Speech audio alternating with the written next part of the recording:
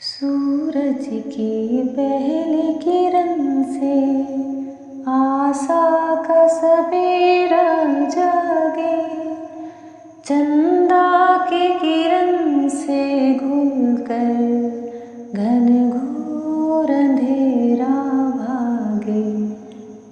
कभी धूप मिले कभी छाँव मिले, लंबी सी डगर न खले, जहाँ गम भी न हो आंसू भी न हो, बस प्यार ही प्यार मिले।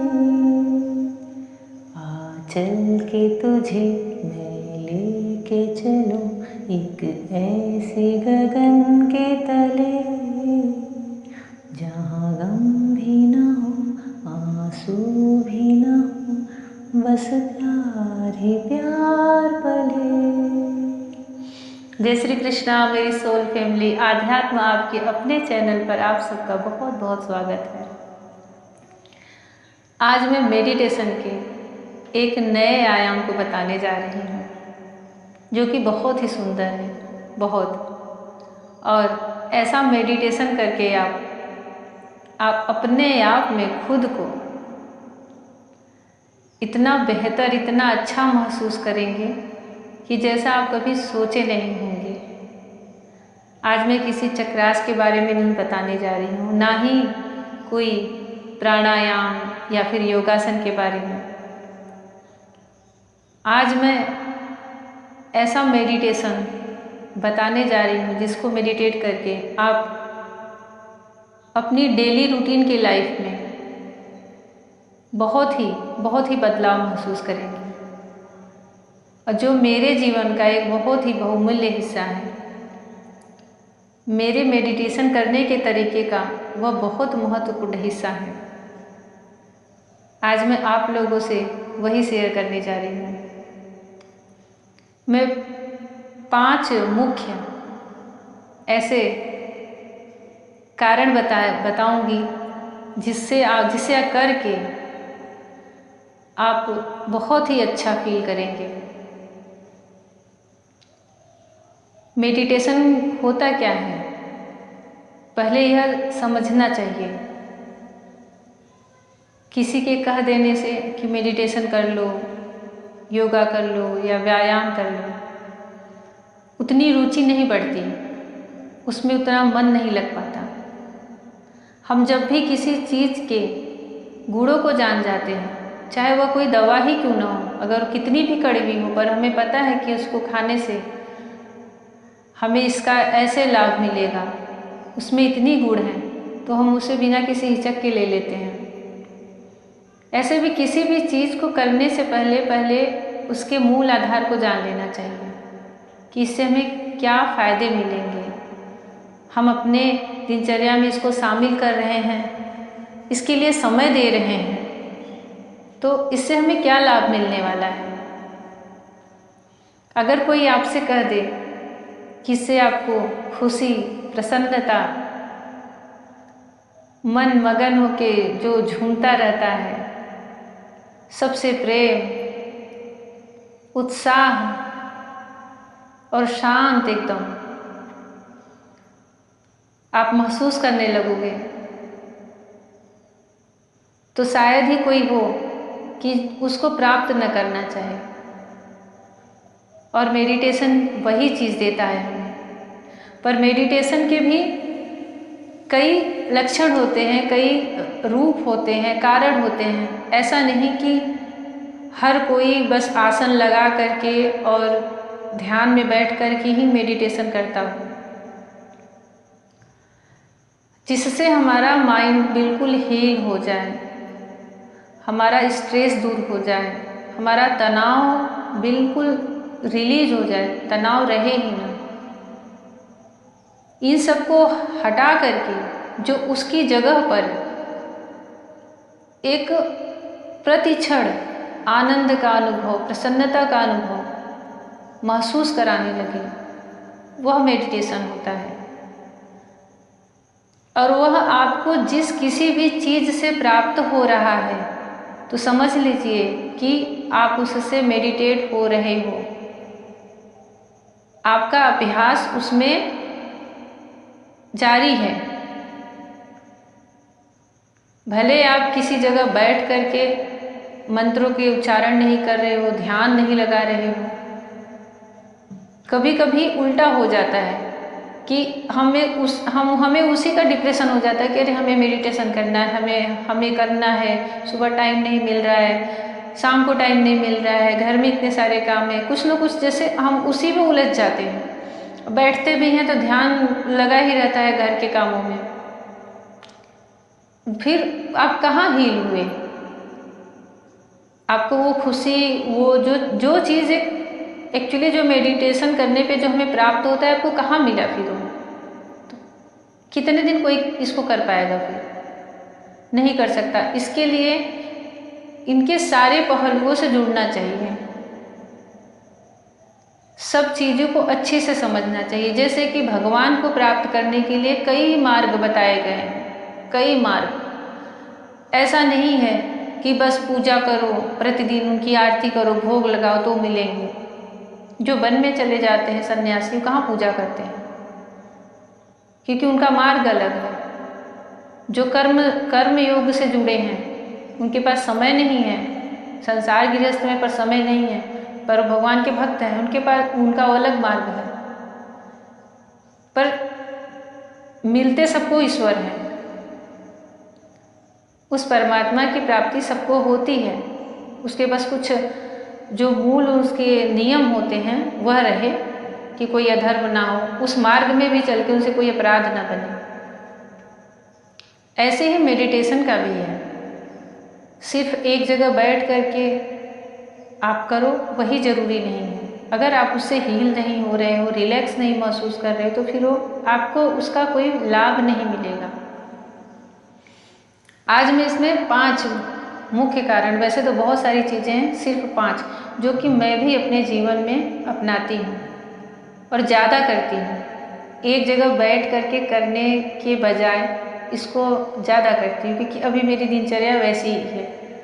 बहुत समय नहीं दे पाती कि मैं बैठ करके घंटों घंटों बैठ करके मेडिटेशन करूँ, उसमें चली जाऊँ। मैं ध्यान में जाती हूँ, पर वो अलग तरीका है। तो चलिए शुरू करते हैं।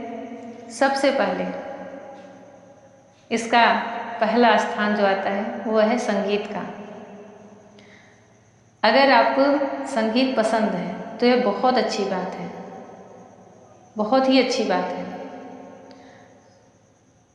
अगर आपका अपना कोई हॉबी है, संगीत है, नृत्य है, क्लासिकल जो डांस होते हैं, कोई म्यूज़िक है, जैसे कि वीणा हुआ, सितार हुआ, हारमोनियम हुआ, आप उसमें रुचि रखते हैं, अगर आप ऐसे किसी भी चीज़ से जुड़े हैं, बांसुरी हुई, तो आप उसमें जब हम जाते हैं और उसको हम सुनते हैं, करते हैं उस अभ्यास को, तो भी एक तरह की साधना है और उस समय हम खो जाते हैं। तो जिस चीज़ में हम पूरी तरह से डूब गए हैं, तो समझ लो हमारा उसी समय वो मेडिटेशन हो रहा है, हम हील हो रहे हैं, हमें रिलैक्स मिल रहा है। जैसे कि मुझे संगीत बहुत पसंद है, बहुत ज़्यादा, पर ऐसे शोर शराबे वाले नहीं, बहुत तेज आवाज़ वाले नहीं। सबकी अपनी अपनी पसंद होती है, मुझे बिल्कुल शांत और मधुर जो होते हैं बहुत ही पसंद है, मैं हमेशा सुनती रहती हूँ। पर एक होता है कि हम जैसे सुन रहे हैं काम करते हुए, एक है कि हम एक टाइम निकालिए, चलो हम व्यस्त हैं, अपने लिए थोड़ा सा समय निकालिए कि मुझे मेरे पसंद का कोई बहुत ही अच्छा गाना सुनना है। आप उस समय भले बैठ करके प्राणायाम न करें, लेकिन आप उस अपने पसंद के किसी भी गाने को आप बहुत ही रिलैक्स होके सुन रहे हैं, आप उसमें बिल्कुल शांत, सारा आपका स्ट्रेस खत्म हो जा रहा है, तनाव हट जा रहा है, मन में उसको सुन करके एक अद्भुत प्रसन्नता सी आ जा रही है, उत्साह सा आ जा रहा है, एक नई ऊर्जा से आप भर जा रहे हो। तो वो आपके लाइफ का समझ लीजिए बहुत अहम हिस्सा है। आप उससे हील हो रहे हैं, उस संगीत से, उस म्यूजिक से, उसके उस गाने से, उसके उस शब्द से, बोल से। यह जो तरीका है, यह जो रास्ता है, यह एक तरह से नेचर हमें हील करती है। प्रकृति, स्वर भी प्रकृति का ही हिस्सा है। संगीत, स्वर, आप उसके माध्यम से हील हो रहे हो।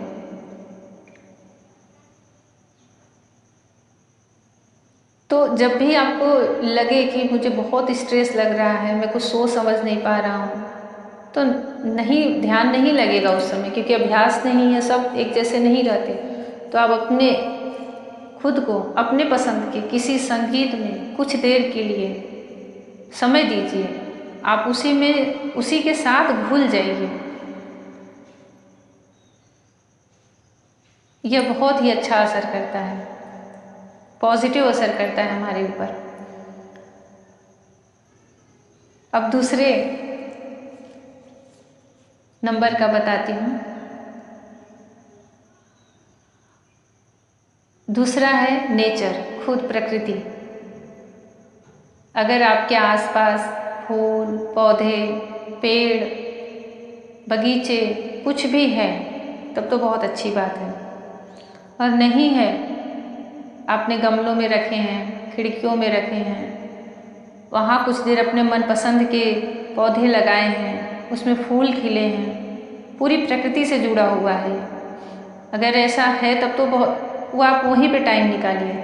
और नहीं है तो आप अपने घर से जहाँ पे जो नज़दीक हो वहाँ चले जाइए। उसके लिए आप समय बनाइए अपने लाइफ में कि हाँ, मुझे इतना समय, इतना मिनट देना है। अगर प्रतिदिन नहीं जा पा रहे हैं तो हफ्ते में 2-3 दिन का निकालिए। क्योंकि जो मेडिटेशन करते हैं वो भी जरूरी नहीं कि प्रतिदिन ही करें। आप वहाँ पर जाइए और उनके हर चीज़ से बात करने की कोशिश करिए, उनसे जुड़ने की कोशिश करिए। क्योंकि इतना आप अपने मन में यह सत्य बात समझा लीजिए कि उस पौधे को जो जीवन दे रहा है, उसमें जो कली आ रही है, फिर वो खिल रही है, मुरझा रही है, पत्ते आ रहे हैं, हम नहीं बना सकते उसे। उसे बनाने वाला वही ईश्वर है, वही भगवान है, वही परमेश्वर है जो तुम्हारे शरीर को बनाया है। आप उस तरह से उन पौधों से, फूलों से, वहाँ पे अगर कोई तितली है, कोई पंछी है, तो उनसे जुड़िए, अपने आप को जोड़ने की कोशिश करिए, उनसे बात करने की कोशिश करिए। आप महसूस करिए कि वो आपको देख रहे हैं, आपकी बातें सुन रहे हैं, आपके बातों का, आपके क्वेश्चन का वो आंसर दे रहे हैं। यह एक बहुत ही अच्छा तरीका है मेडिटेशन का। ये सब तो कराए जाते हैं जो बहुत डिप्रेशन में होते हैं, जाते हैं बड़े बड़े योगा सेंटर में, वहाँ रुक जाते हैं कुछ दिन के लिए। जिनको एक बीमारी जैसी हो जाती है, उनको ठीक कराने के लिए सब थेरेपी ली जाती है। उनको सहज महसूस कराया जाता है पहले कि जुड़ो आप सबसे। वह तुम्हारी बुराई नहीं करेंगे, वह तुम्हारी शिकायत नहीं करेंगे, तुम्हें जज नहीं करेंगे कि तुम ऐसे हो वैसे हो। वह सिर्फ तुम्हें, अगर किसी फूल को देखो तो ऐसा लगेगा कि सिर्फ हमें देख के मुस्कुरा रहा है, आंखों में एक चमक सी आ जाती है। उनसे बात करने की कोशिश कीजिए, समझने की कोशिश कीजिए उन्हें। आप खुद महसूस करेंगे कि आपका 5 मिनट, 10 मिनट, 20 मिनट वहाँ कैसे बीत गया पता ही नहीं चलता, वह समय पता ही नहीं चलता। ऐसा लगता है कि बस, मतलब मैं तो इनके साथ बात करने में, इन्हें देखने में भूल ही गया कुछ पल के लिए कि मुझे क्या टेंशन था, क्या तनाव था। इसलिए सब बोलते हैं कि अपने घर के आसपास हमेशा ताज़ा फूल, हरे हरे पत्तों वाले वृक्ष जरूर रखने चाहिए। हमें बहुत ही पॉजिटिव एनर्जी उनसे मिलती है।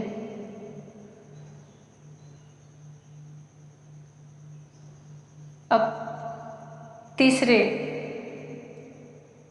तीसरे नंबर का है मेडिटेशन के लिए। प्रकृति में सूर्य, चंद्रमा, यह हमारे जीवन के बहुत ही अहम हिस्से होते हैं। आप इनसे जुड़ने की कोशिश कीजिए।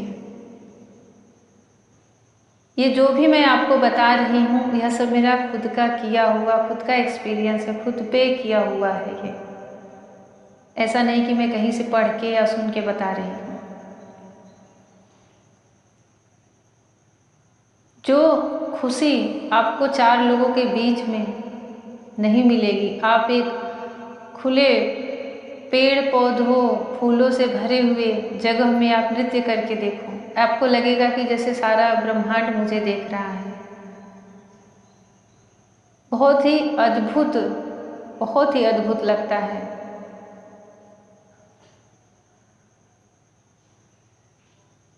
आपको सुनने वाला वह परमेश्वर होता है। यह सब कुछ मैं आध्यात्म से जुड़ा हुआ ही बता रही हूँ। हर चीज़ ऐसा बताती हूँ जिससे किसी न किसी तरह आप उस अपने आत्म से जुड़ जाएं, अपने स्वयं से जुड़े आप। जब सूर्य सुबह का जब सूर्य निकलते हैं, उनके निकलने से पहले, निकलते समय जो क्षण बीतता है, आप उसको देखिए और उस समय को महसूस करिए। कितनी तीव्र गति होती है उनकी निकलने की। सुबह होते हुए देखिए, शांत मन से सिर्फ देखिए उन्हें कि कैसे अभी अभी आसमान का रंग काला है, फिर उसमें हल्की सी प्रकाश आई और फिर कैसे सेकेंडों में वो कलर भरता जाता है। और हमें सूर्य से हमें पॉजिटिव एनर्जी मिलती ही है। यह तो साइंस भी कर चुका है कि हमें उनसे बहुत सारी बीमारियों से लड़ने के लिए बहुत सारी औषधि का काम करता है। जब सुबह की रोशनी पड़ती है हमारे ऊपर, तो हमारे शरीर पर, तो वो तो फायदे वाली चीज़, डॉक्टर वाली बात अलग हो गई। लेकिन मैं मेडिटेशन वाली बात कर रही हूँ कि आप उनको सिर्फ निहारिए, देखिए कि वो कैसे निकल रहे हैं। कुछ समय, कुछ क्षण लगता है उनको पूरे आकाश में, पूरे संसार में फैलने में।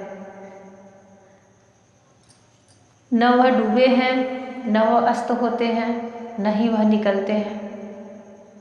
वह व्याप्त है हर जगह। और ठीक उसी तरह रात्रि में चंद्रमा को देखिए, जितनी शीतलता से वो हमें हील करते हैं। जैसा उनका नाम है, जैसे उनके गुण है कि चंद्रमा शीतलता प्रदान करता है। और हमारे मन का पूरक है चंद्रमा। मन के तार से तार चंद्रमा का जुड़ा हुआ है। जैसे चंद्रमा की कलाएं घटती बढ़ती रहती, वैसे हमारी मन की तरंगें घटती बढ़ती रहती हैं।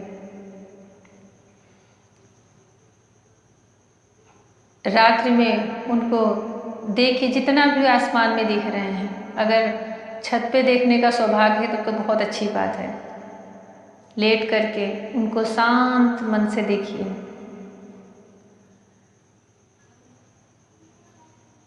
कुछ पल के लिए दिमाग में कोई विचार नहीं आते। ऐसा कुछ है इन प्रकृति में कि आप जब इनको देखोगे, निहारोगे, जिसको निहारना बोलते हैं, तो आपके दिमाग से, आपके माइंड से कोई भी विचार रहेंगे ही नहीं। और वहाँ पे उस समय एकदम ताजगी सा महसूस होने लगता है। फूलों के बीच में रहेंगे तो एक ताजगी, जैसे फूल ताजे ताजे खिले खिले से रहते हैं। संगीत सुनेंगे तो मन प्रसन्न सा रहेगा, खुश रहेगा, उत्साह से भरपूर रहेगा। अगर आप नृत्य कर रहे हैं तो जो नृत्य करते हैं वो भी तो साधना होती है, वह एक अलग उत्साह रहता है। फूलों से ताजगी मिलती है। और जब हम चंद्रमा को देखते हैं तो हमें शीतलता मिलती है। यह हमारे हर चक्र को हील करते हैं।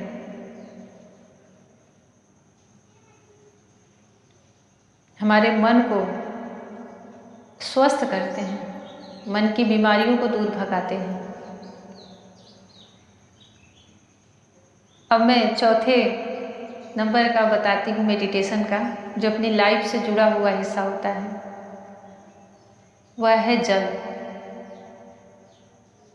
अगर आप किसी नदी के किनारे हैं, समंदर के किनारे हैं, तालाब के किनारे हैं तो बहुत अच्छी बात है।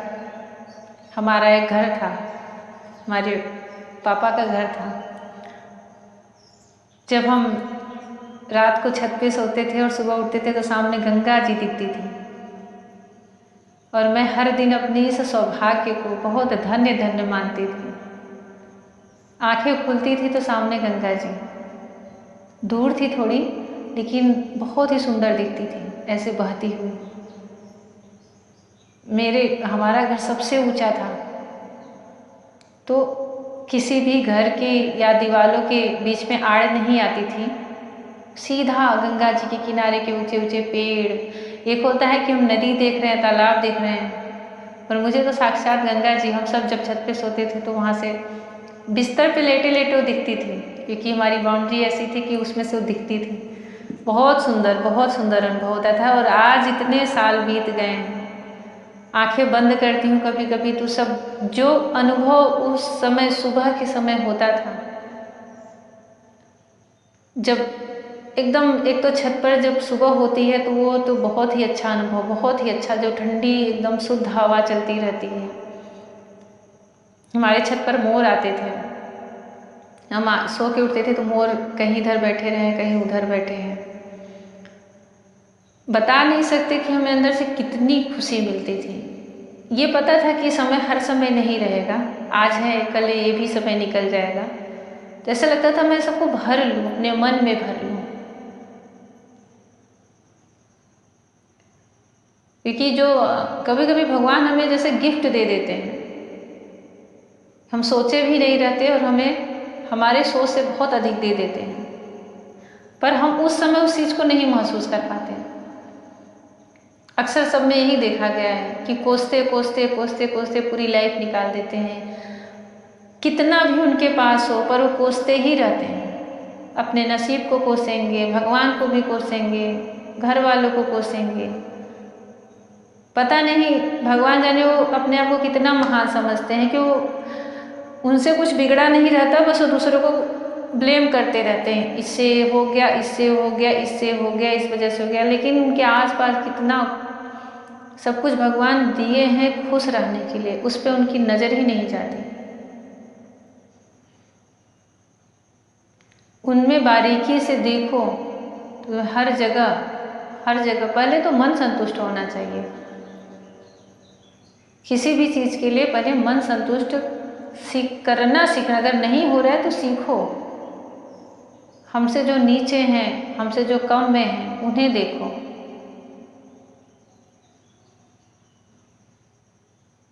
और नहीं तो फिर भाई जिसका जैसा स्वभाव है उसी में जियो, पर वो सही नहीं है, तरीका सही नहीं है। भगवान तो हमें सब कुछ देते हैं, हर समय जो जिस समय दिए हैं बस उसको अपने मन में भर लो। परिवर्तन संसार का नियम है, हर समय बदलता रहता है, बदलता रहता है। वैसे ही मैं बता रही हूँ कि वो इतना अच्छा अनुभव कराता है। आप किसी नदी के पास जाके बैठो, बस उसके पानी को बहते हुए देखो। मैंने बहुत ही कम देखा, अक्सर सब जाएंगे उसमें स्नान करेंगे, चले आएंगे, या घूम कर आ जाएंगे, खा पी के चले आएंगे। वो तो एक आपका क्रियाकलाप हो गया, दिनचर्या हो गई, क्या चलो सिर्फ वहाँ जाके बैठो शांत मन से। मैं हर चीज़ को मेडिटेशन से जोड़ के बता रही हूँ कि आप कहाँ कहाँ हील कर सकते हो अपने आप को, खुद को मेडिटेट कर सकते हो। उसके किनारे, पानी के किनारे बैठ करके शांत लहर को बस बहते हुए देखो।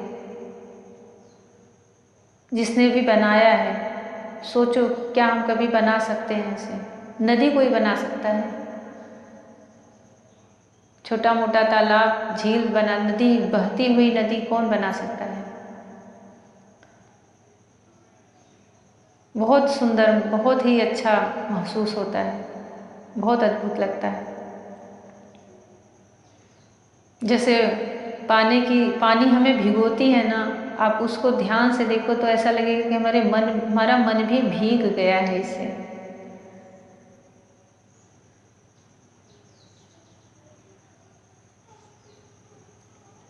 ऐसे होता है प्रकृति में मेडिटेशन करने से।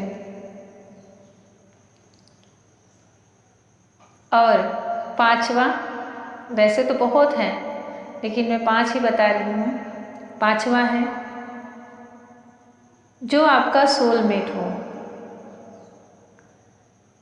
सोलमेट जो होते हैं वो हमारे लाइफ में 9 रहते हैं, 9 से अधिक भी होते हैं कभी कभी, लेकिन मैक्सिमम 9 ही रहते हैं। और ये किसी के भी रूप में होते हैं, हमारे किसी रिलेटिव के रूप में, स्पाउस के रूप में, कज़न के रूप में, टीचर के रूप में, भाई बहन, माता पिता, फ्रेंड के रूप में, दोस्त के रूप में, या फिर कोई भी हो सकता है, कोई भी। आप टीचर हो तो आपका कोई स्टूडेंट है उसके रूप में। यह सोलमेट का जो रिश्ता होता है यह बहुत ही अलग होता है, बहुत अलग। यह हमें हील करता है। आप उनसे बात करो न करो, सोलमेट होते क्या हैं? पूर्व जन्म में हमारा इनसे रिश्ता होता है। पूर्व जन्म के ये पास्ट लाइफ से ही इनका हमारा रिश्ता, रिलेशन रहता है। हमारा शरीर बदल जाता है और ज़रूरी नहीं कि जस्ट पिछले पास्ट लाइफ का, किसी भी पास्ट लाइफ का, किसी भी जन्म का हमारा उनसे रिलेशन रहता है और बहुत अच्छा रिलेशन रहता है। वो हमारे कर्मों का हिसाब किताब करने नहीं आते। वो हमें सिर्फ और सिर्फ हमें एक तरह से भगवान गॉड गिफ्ट देता है, हमें हील करने के लिए, हमें अपने लाइफ के संघर्ष को जीतने के लिए, लाइफ के संघर्ष को झेलने के लिए। और आपके पूर्व जन्म के कैसे कैसे कर्म हैं उस हिसाब से आपके अगले जन्म में उतने सोलमेट भगवान देते हैं, जिसको आत्मा का बंधन बोलते हैं। यह किसी भी रूप में आते हैं, सिर्फ प्रेमी या पति के रूप में नहीं, दोस्त के रूप में, किसी भी रूप में। पर उनसे जो रिलेशन होता है वह आपको, उनके कुछ लक्षण होते हैं, वो आपको जज नहीं करेंगे, आपके साथ किसी भी तरह की बदतमीजी नहीं करेंगे, कभी लड़ाई झगड़े नहीं होगा, कभी मनमुटाव नहीं होगा। ये सब तो बहुत दूर की बात है, सब तो प्रश्न ही नहीं रहता वहाँ पे सोलमेट का मतलब कि आप अंतःकरण से, अपनी सोल से कांटेक्ट करके रखते हो।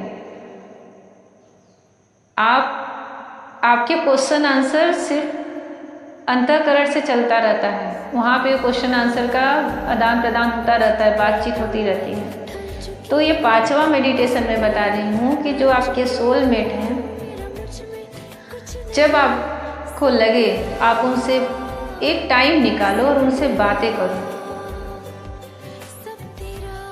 यकीन मानिए आप उनसे बातें करके बिल्कुल हील हो जाते हैं। मतलब आप भूल जाते हैं कि मेरे ऊपर क्या चल रहा है, मैं किस परिस्थिति में उलझा हुआ हूँ। वो ज़रूरी नहीं कि आप जब उनसे बात करेंगे तो आप उनको अपनी लाइफ की समस्या बताएंगे। कभी कभी तो ऐसा भी होता है कि उन्हें पता ही नहीं होता कि आपके लाइफ में समस्या चल क्या रही है, लेकिन ये हमारे आत्मा से जुड़ा है, तो वो हमारी मन को, अंतर्करण की सारी चीज़ों को हील करता है। आपको आसपास उनकी जो वाइब होती है, जो उनकी ऊर्जा होती है, आप उसके अंदर ही जाके आपको बहुत सेफ, बहुत रिलैक्स, बहुत ही अच्छा महसूस होगा। आपको लगेगा कि कुछ भी न बात करें, बस बैठे रहें तब भी बहुत अच्छा लग रहा है। ये हमारे पास्ट लाइफ के संस्कार से मिलते हैं और उसी संस्कार से हम उनसे जुड़ते हैं। इसमें इन शरीर के बात व्यवहार का कोई महत्व नहीं रहता उतना। आप उनसे बहुत दिनों तक न मिलो, सालों तक न मिलो, लेकिन जब कभी बात करो, मिलो, बात कर रहे हैं बहुत साल बाद, बहुत समय बाद मिल रहे हैं, तो आपको ये लगेगा ही नहीं कि अरे इतने साल बाद हम मिल रहे हैं, इतने समय बाद हम मिल रहे हैं। कोई शिकायत नहीं, कोई कंप्लेन नहीं, कोई गुस्सा नहीं, नाराजगी नहीं। आप वहीं से अपने आप को एकदम ऊर्जावान महसूस करने लगोगे। एक अलग ही खुशी चेहरे पे आ जाएगी, बहुत खुशी। और सबसे बड़ा कारण होता है इस रिलेशन में हील होने का कि बिना कहे, बिना कुछ आपको बहुत लंबी चौड़ी कथा सुनाए, जैसे हर चीज समझ जाती है आत्मा।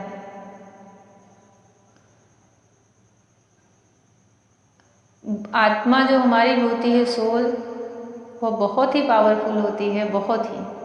उसका संस्कार जो होता है, क्योंकि वही तो चल ही रही है लेके जन्म पे जन्म।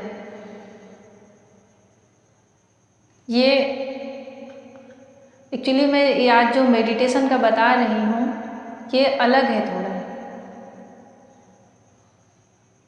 ये थोड़ा सा जिनका आध्यात्म में बहुत लगाव है, आध्यात्मिक है, मन शांत है, ये उनके लिए बहुत ही ज़्यादा फायदेमंद है। और वही इस तरह के मेडिटेशन अधिक से अधिक कर पाएंगे।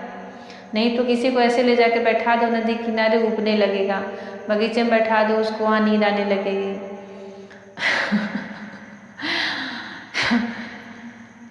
रात को बोलो कि चांद देखो, सोचो, बातें करो, वो नहीं हो पाता।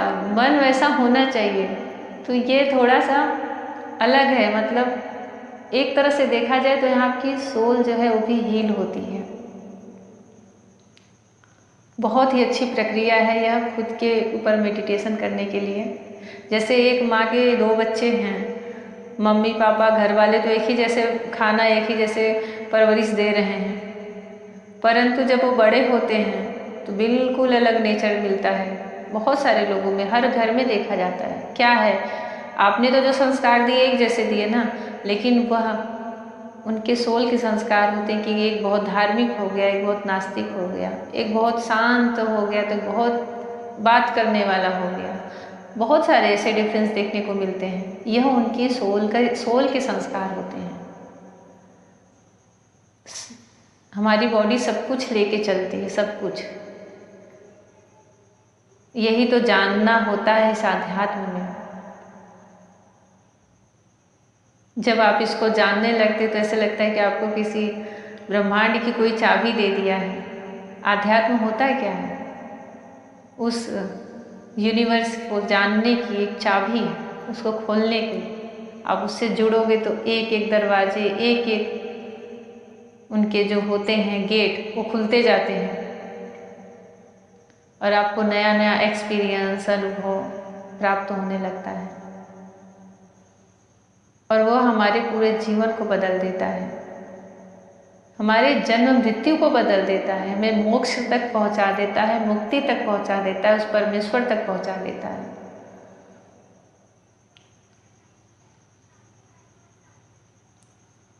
तो ये 5 आज मैंने बताए हैं, बहुत ही ये मुख्य कारण होते हैं जिससे कि हमारा मेडिटेशन भी होता है, हम हील होते हैं, बहुत अच्छा अनुभव करते हैं, मन बहुत ही खुश रहता है, झूमता रहता है, गाता रहता है। आप ऐसे पूरा समय बनाओ कि हाँ मुझे ऐसे ऐसे इसको करना है।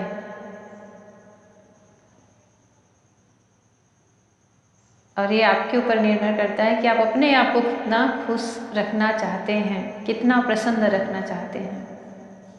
किसी तनाव में से निकल के, डिप्रेशन में से निकल के अपने को कितना स्वस्थ, सुंदर, प्रसन्नचित्त बनाना चाहते हैं।